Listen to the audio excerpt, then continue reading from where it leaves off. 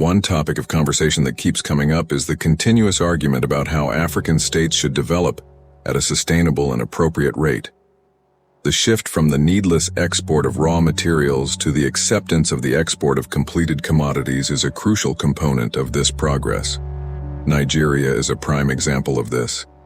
Despite having large quantities of crude oil, the nation mostly imports refined oil products since, among other things, it lacks a functional refinery. But this paradigm is changing dramatically, mainly because of the Dangote refinery, which will refine Nigerian crude oil on the country's soil. It is evident that African nations are increasingly rejecting neo-colonial economic approaches. For example, Ghana has made a forceful statement about its economic sovereignty.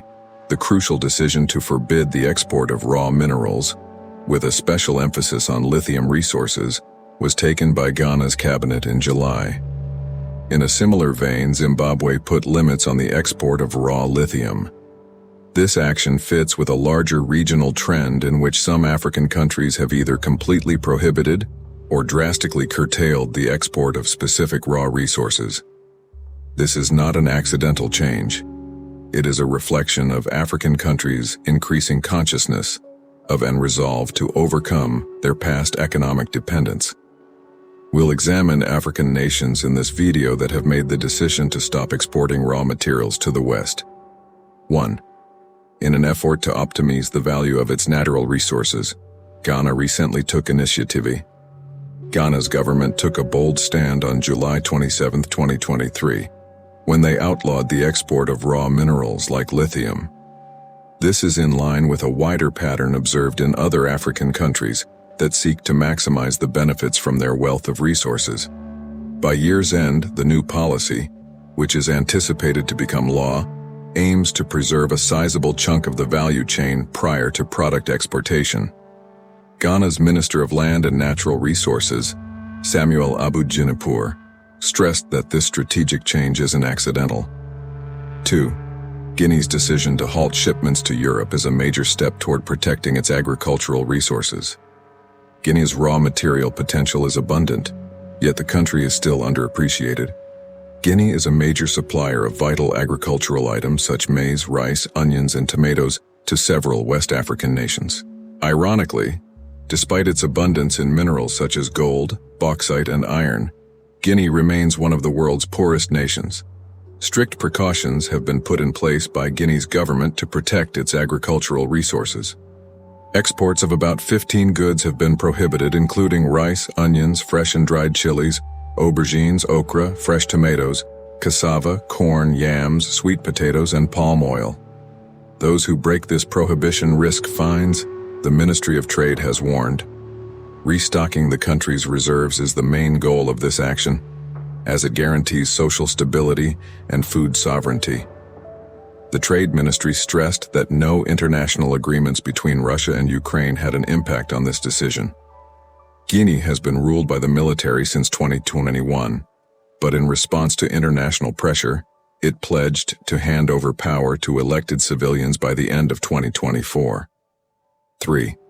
Zimbabwe stops exporting raw chrome, which strengthens the country's ferrochrome sector. Zimbabwe has banned the export of raw chrome effective immediately in an audacious move to support its own ferrochrome sector. Zimbabwe produced 3,126 tons of chrome ore in the first quarter of this year, a considerable rise over the 353,069 tons recorded in the same period in 2019. Chrome ore and ferrochrome, an essential raw material for the production of steel, brought in a total of $231.67 million in export revenue last year. After South Africa, Zimbabwe is the nation having the second largest known reserves of chrome ore in the world. Notably, in order to support its own ferrochrome producers, South Africa had previously imposed an export tax on chrome ore. There are presently 22 chrome smelters in Zimbabwe, and if chrome mining capabilities aren't increased, they may experience feedstock shortages. The purpose of the prohibition is to increase the value obtained from the nation's plentiful chrome resources while optimizing the capabilities of current smelters. China's Shingen Holding Group is one of the major participants in the ferrochrome production and chrome mining industry in Zimbabwe. The business has revealed intentions to build a 1.2 million-ton carbon steel facility south of Harare, the country's capital. By prohibiting the export of unprocessed key minerals such as lithium, cobalt, manganese, graphite, and rare earth minerals, Namibia has made a calculated move.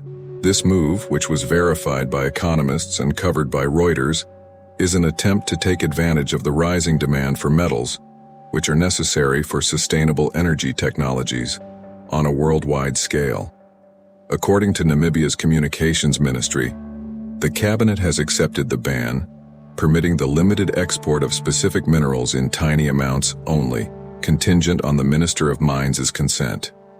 Namibia is home to significant lithium reserves, which are vital for the storage of renewable energy, as well as rare earth minerals like terbium and dysprosium, which are necessary for the production of permanent magnets, which are used in wind turbines and batteries for electric vehicles. 5. Tanzania prohibits exports, which supports domestic mineral processing. Tanzania has prohibited the export of mineral concentrates, such as concentrations of copper and gold, in an effort to improve domestic resource processing. Tanzania's biggest gold producer, Acacia Mining, a company listed in London, was immediately impacted by this decision. Tanzania's economy has historically benefited greatly from mining, which accounted for 3.7% of GDP in 2014. Through this prohibition, the government hopes to increase GDP by ensuring effective resource management and productivity gains. Tanzania thinks that by prohibiting exports, exporters will be encouraged to process, smelt, and refine minerals domestically, rather than sending them outside. This is viewed as a calculated strategy to stop international companies from dodging equitable taxation. About 2% of Tanzania's GDP comes from the mining of acacia alone. The Tanzanian government is adamant about making sure that international corporations pay their due share of taxes, as seen by rumors that the export embargo is connected to an ongoing tax dispute between the government and Acacia Mining 6. The export of cocoa beans has been prohibited by Ivory Coast, which is well known for producing a lot of cocoa. The export of beans has stopped, despite cocoa being a major source of income, roughly $1 billion annually. With around 40% of the world's production coming from there, Ivory Coast is the leading provider of cocoa. In 2021, cocoa prices reached a record high of $393 per ton, up 6.2% from January 2010. Exporters are confused by the ban, even though it does not apply to beans that have already been declared for shipment.